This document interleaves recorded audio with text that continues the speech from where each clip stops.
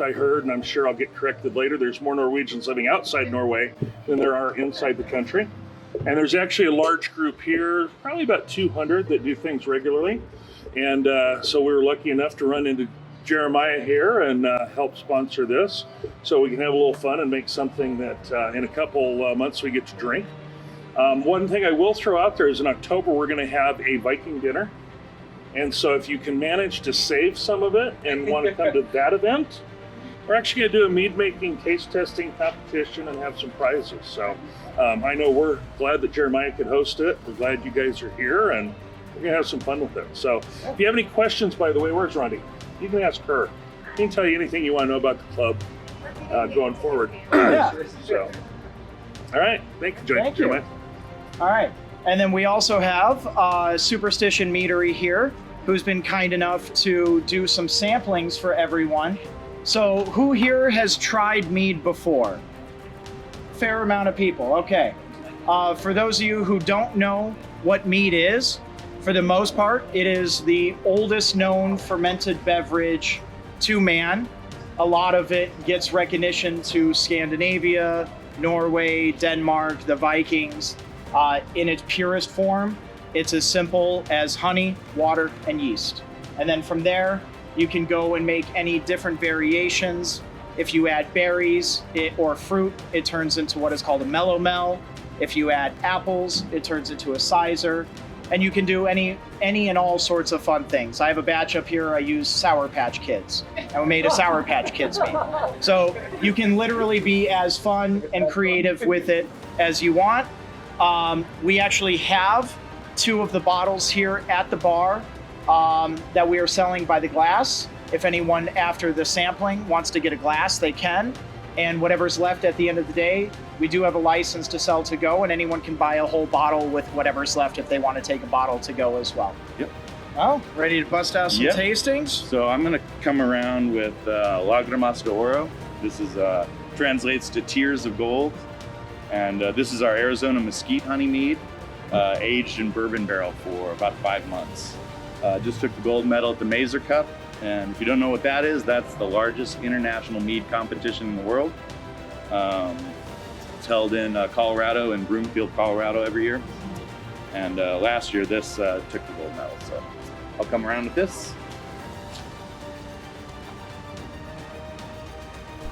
And then while he's walking around and filling up everyone's cup for a sample, we can go ahead and actually get started with the first process for the mead. Everyone should have a packet of yeast in their little plastic Dixie cup on their table. If everyone wants to take everything out of the cup and pour your packet of yeast in there, what we're going to do is take 1/4 of water and we're going to activate the yeast. So the yeast takes about 10 to 15 minutes to activate. So we're going to let that activate while we start all the other processes. Nope, just regular water. It doesn't need to be hot, doesn't need to be cold. So there's 2 actually different kinds of yeasts. There's yeast you need to activate, and then there's yeast you don't need to activate. So whenever you get the yeast, and you can get these online, they're like 99 cents a pack if you want to make another one later on. There's also local like brew shops. There's one out on like 59th Avenue in Glendale. I'm sure there's some like out in Scottsdale. They sell yeast. They sell these bottles. They sell basically everything you need to do if you want to end up making this and doing this more later on. So basically the yeast is going to produce how much alcohol your mead's going to make. So, and you can use any kind of yeast too. Like in a pinch, you can use baker's yeast that you just get from Safeway or somewhere. The yeast, most of the time, if you want like a drier mead, you'll use like a champagne yeast, and that will get your alcohol up to about 17% alcohol when you guys make this. So it will actually be a pretty strong wine once this is done. Did you have one more honey? Yep. One down here. There you go. Thanks. Measuring cup is making its way around. Is it really? Third line on your cup. And go ahead and you can agitate that. You can use your little stirring straw and stir it up and get it all mixed up and agitated. And this is basically what's going to turn your honey into alcohol. So the nice thing about mead is that unlike a normal grape wine or unlike a normal like apple cider or anything like that, this will never go bad. And this is almost impossible to mess up. This is something where it can be as complicated as you want, and it can be as simple as you want. And what we're going to do today is a very simple version. And if you forget about it, it's okay. My boyfriend has one that's in his closet that he started 6 years ago. And just like wine, the longer you let it sit, the better it actually tastes. So you want something that kind of looks like a milky, almost, chocolate milk, chalky milk type of situation here. And then we're just going to set that off to the side and let that sit, and we're going to let that rest for about 15 minutes. Almost done getting everyone a sample. How's that mead taste? Everyone like it? Hopefully yours will all end up tasting like that too. All right. So the next step that we want to do is if everyone wants to unscrew the cap on their jugs, all you're going to do is fill it up about halfway with water right now.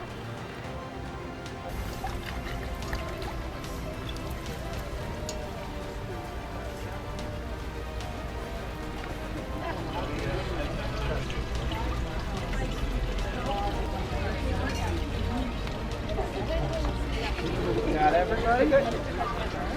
As he's going around and filling up everyone's cup with this one, if everyone wants to open up their honey, it's sealed, so just open it up, pull off the tab, and then what we're going to do is we're going to pour this entire 3 pounds into your half-filled gallon of the water. And then a little secret to get every little last bit too is once you squeeze it all, you can pour a little water into the jug, shake it up, and then pour it back in.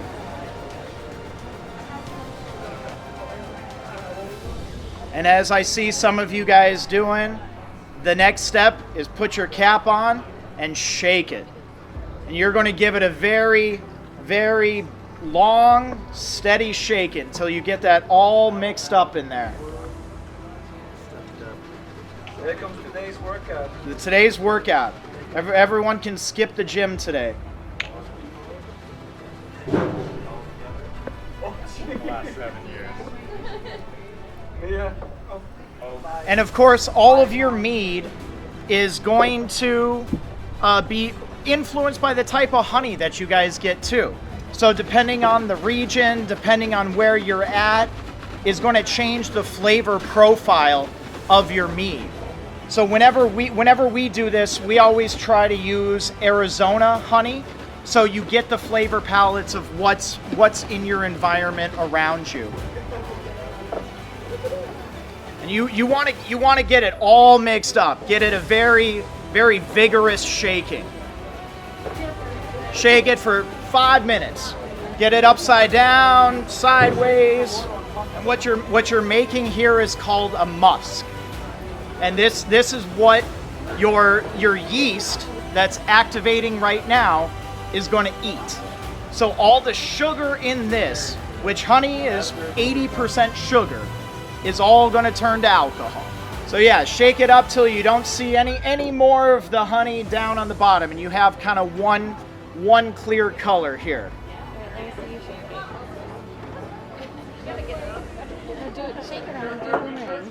Everyone feeling good with their amount of shaking?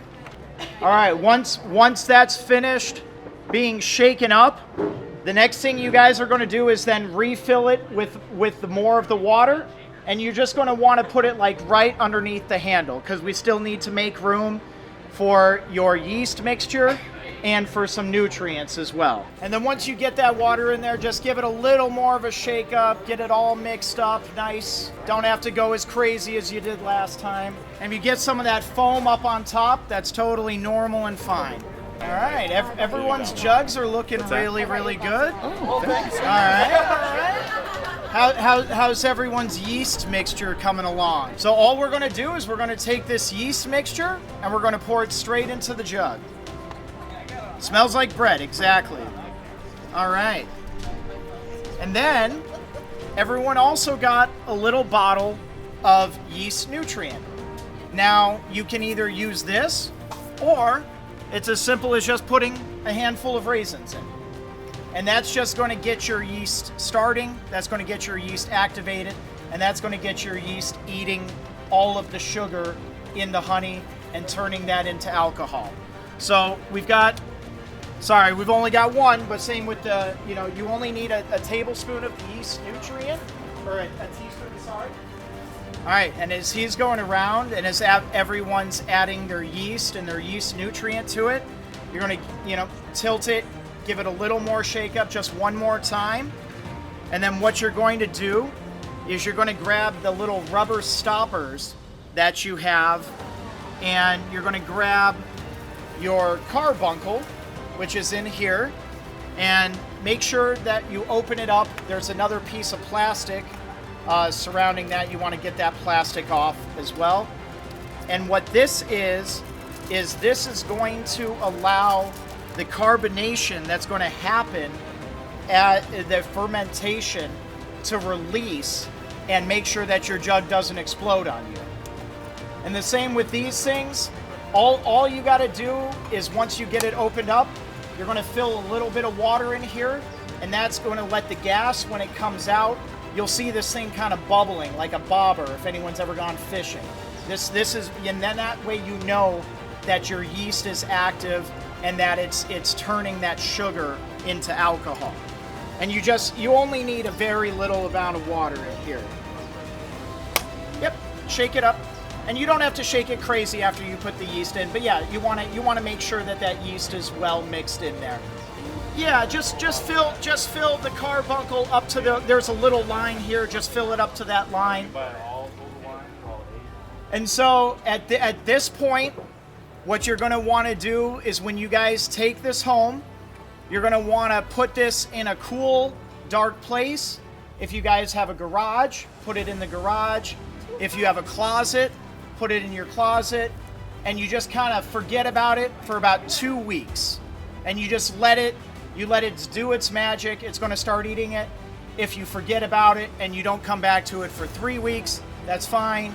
If you forget about it, you don't come back to it for a month, that's fine. This is really, you're really not going to mess this up. It's really easy. Does